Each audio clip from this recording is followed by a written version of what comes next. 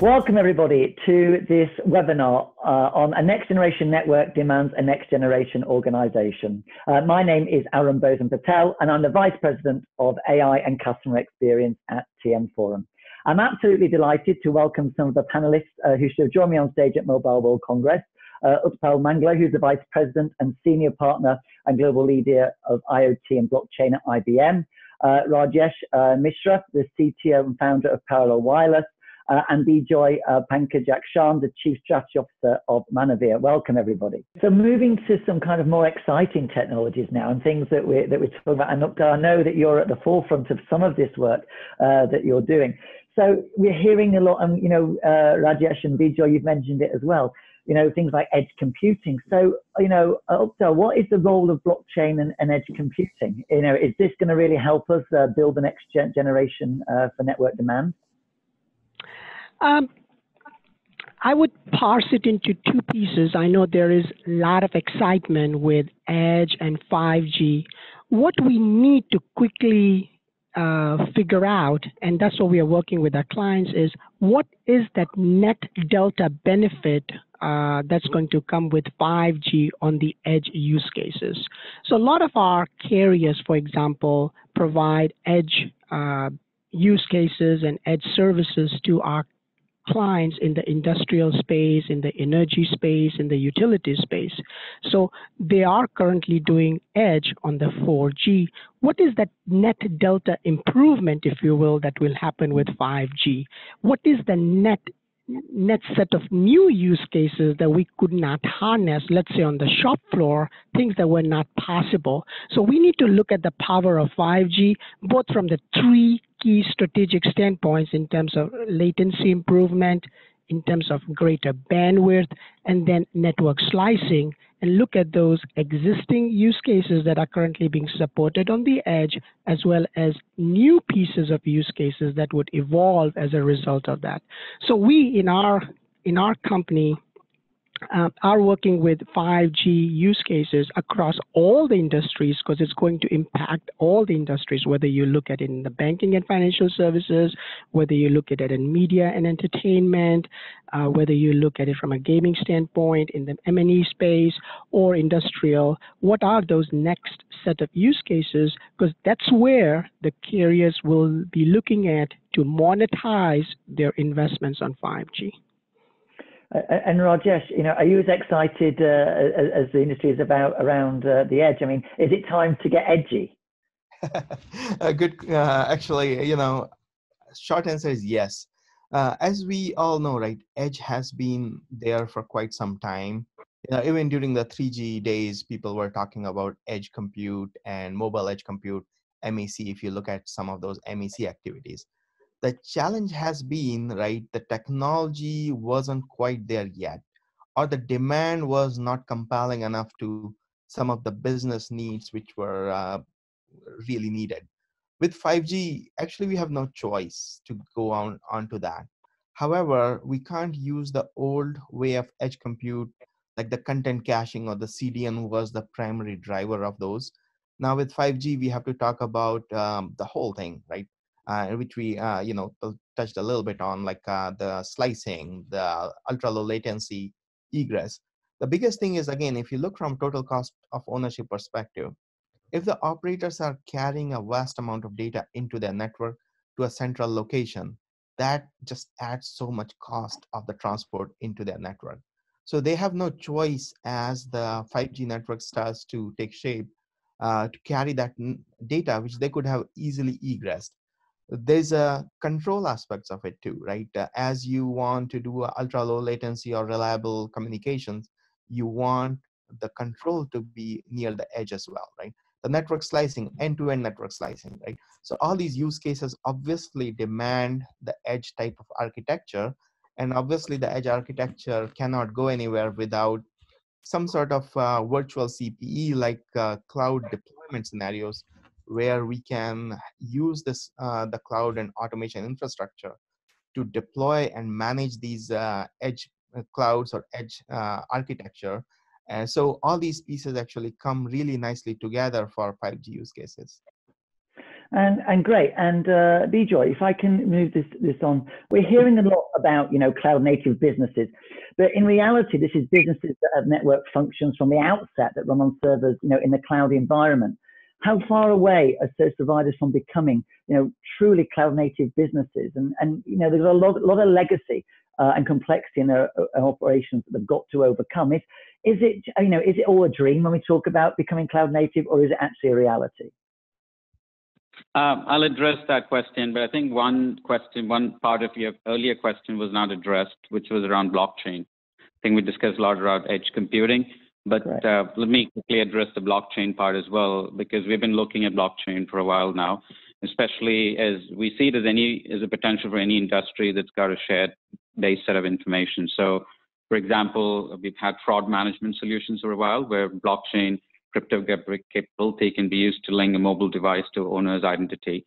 But now increasingly with 5G, and you talk about network as a service, we're seeing the applicability of blockchain to 5G infrastructure as well, where smaller players could roll out cellular towers and be part of an operator's overall infrastructure. And here, blockchain with the smart contracts, you could use that to offer solutions for registering towers, managing these user resources, and then having the payment and billing done through crypto tokens in a decentralized, trusted manner, which still allows them trustability and transparency. So I think in addition to the typical telco use case of blockchain with 5G, you'd see more infrastructure and shared services also start to leverage blockchain-based technology. And coming to the second part, you're asking about the cloud-native network. I think a true cloud-native network would require smart network operations, which means that you're not just adopting technologies, but making use of technology in a manner that you could use it better to impact the business. And Mavenir is a leader in cloud-native deployments. We, in fact, have the largest NFV VoLTE revenue share globally. This is not for the non-virtualized hardware-based solutions, but if you look at the NFV deployments through Dell, Oro, and other reports, it shows clearly that we have the market leadership here. It's important from our viewpoint for the operators to choose the right partners in this journey, because the network transformation, and especially the network that they managed and built over the years, it needs to undergo a process of transformation in which then impacts all aspects of the business. This means that not just changing the infrastructure to a web scale model, internally within the different organizations, you need to change culturally. How we are structured within the different organizations will need to change to support the IT or the cloud native rollout. So where today most of the engineering teams or the network design teams had a critical role, you'd see more of the play where the IT guys also within the company needs to come together. And also you'll see operators play new roles in the value chain. With respect to operators themselves, where they are, at least you hear AT&T talk about being 75% virtualized by end of 2020. You see Verizon talk in the last earnings call. Hans was talking about having achieved 60% completeness on their what they call their unified framework for virtualization, especially the Edge VCP cloud. Rakuten is another carrier who's talking about full end-to-end cloud-native network. If you listen to the earnings call, Charlie from Dish, as well as Stephen Bai and Mark Ruan, they were all talking about how a cloud-native network in an Open RAN, as well as for the core implementation, would help them realize the low cost and delivering the network at a fraction of what the current operators do. Right, and as we're bringing this webinar to a close, you've touched on the next part. So thank you, Bijoy, which is really important, because we talked about the next work generation demand so far, and in the next webinar I'll be hosting with Angus Ward, we'll be actually talking a lot more about the kind of the business cases and an organisation. But we absolutely have to talk about that with the three of us on here. So Utpal, as we heard from Bijoy, we've got to actually change the cultural aspect of the organisation to deliver this kind of technological revolution.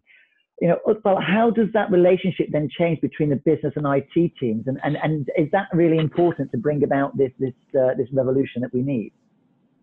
Yeah, that's a very good question. And by the way, I just realized I did not answer the blockchain pieces, but our panelists did mention that, so that's nicely covered.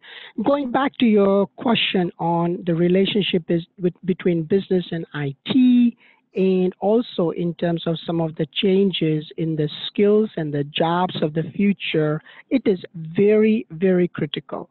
One of the things that we are seeing is for projects to be fully effective and successful in an agile environment, the relationship between business and IT, as well as the technology department or the network department, because a lot of the large organizations have a different IT organization and a different network organization, the collaboration between business, IT, and network becomes very, very critical and paramount. And for successful agile sprints to happen, it is very important that they're all working effectively. Without naming some carriers, we do see different streams of it. I still see that a lot of the large carriers are not able to fully operate in that agile fashion. Some of it is because of the different ownerships in the line of business, and some of it is because of the hierarchical organizational structure, the way they are mandated from the top. The ones who are very successful are the ones who have been able to adapt into an agile environment or a distributed agile environment. And the changes that they're making in the skills, the roles, for example, data scientists, we are seeing a lot of data scientists joining the teams. Even within the network team, we do see network automation experts joining the team, network engineers, and NOC specialists. All of those skill sets are changing and evolving. And a critical way to measure all of these is through the success, is through the KPIs. It could be as simple as seeing whether the projects are being delivered on time, are there cost overruns, are the NPS scores improving, are the ARPUs improving, is the monetization of a particular project that has been created, is it giving the necessary revenue streams, et cetera, et cetera. And I think that's very true. And Rajesh, you know, I mean, if you think about this, you know, CSPs look at envy, at the agility, just the kind of what Uptal was talking about then, particularly the Googles, the Amazons, the Ubers, the Spotifys of the world. Can they really reproduce the culture of those organizations to drive success? They don't have a choice. They have to. I think that's the short answer. The reality is, right, in the past, majority of the operators were used to outsourcing model where they outsource to their one of the big vendors to run the whole network. And they kind of lost the touch of managing their own network to the greater detail, which now we need to get into this new IT world, right? The good news there is, though, they had an IT department which was managed differently. When we come from the telecom side of it, right, the base stations and core networks, etc., those were managed by, again, not saying everybody, but a lot of, in fact, majority of operators, I would say, were managed by third parties. So this transition needs to happen. Operators within themselves do have those excellence centers within their IT departments because they do have a large IT department. They are, for most part, virtualized for their backend systems, for, let's say, you know, their web-based provisioning for the end users, SIM provisionings, etc. So they can leverage those kind of cultural shifts into this new world. There's another aspect of it too. Not all operators are created equal, right? We talked about the data center world, or we talked about the edge data centers. Not every operator has all those infrastructures or the fibers or all the pops for the data centers. So these operators have to find their own way, like what makes sense for their own network. Like the same architecture that works for, let's say, Rakuten in Japan cannot work in, let's say, the operator who is in UK, where there's a vast majority of rural markets, or fiber isn't quite there everywhere, right? So all these different use cases actually need to be solved by individual operators. The good news is the tools exist. The good news is the data center automation tools exist, and operators have no choice but to get onto this. And when I talk to these operators like Vodafone groups or Telefonicas, they're already on board with this. Like the largest operator groups we are talking, they're all already on board with this. So it's just a matter of time. And Bijoy, for you, I'd like to pick up on something that Utpal mentioned, the need for different metrics and KPIs to measure success. And I think that's really important, because if you keep measuring by what you've always done, you're actually not going to see, any improvement as you go along. And funny enough, on my desk here, I have these kind of daily quotes. And I just noticed as I was on this call, there's quite an interesting one today that's looking at me on my desk by St. Francis of Assisi. And it said, start by doing what's necessary, then do what's possible, and suddenly you're doing the impossible. Do you think that's true with kind of how we need to measure the success and KPIs? I think that's quite a telling quote from, hundreds of years ago. But actually, if you think about it, people are reluctant where to start on that transformation journey, and the measurements seem to be holding people back. Yeah, I think with services that are evolving for 5G, and especially networks becoming cloud native, there's certainly a need for new metrics and KPI, because you're not just to measure the operational purpose, but also for meeting the SLA. So we hear a lot about closed loop automation, AI, which is adding a new aspect to manageability, and certain characteristics which were not part of the success criteria, and now making their way into the success criteria for this new network.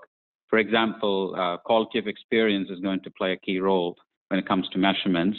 If you look at the operator viewpoint for this, you hear about Verizon's 8 currencies of 5G. They have the standard throughput and performance metrics that's usually measured. In addition to that, you also have metrics like the speed of service deployment. So if you're measuring the rollout of a cell site to happen in X period of time, and you're trying to cut it down to a few days or a few hours for that matter, then that's a different metric that comes in this cloud native network. And having this faster deployment time means that you can now roll out these new features, and especially security improvements if they're any much more quicker. So this KPIs that represent the end-to-end delay per service type. This also provides additional metrics. So I think in summary, there would be different metrics. There would be different ways of measuring success in this new network.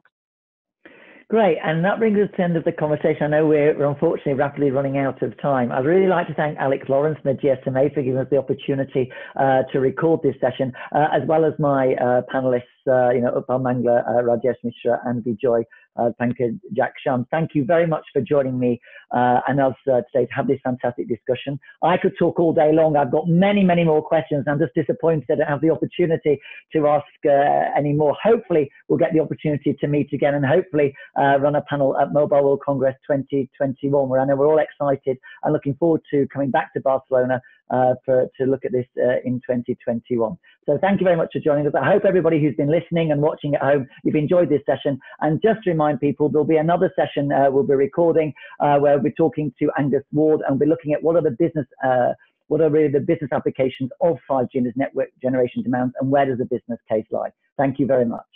Thank you for having us. Thank you.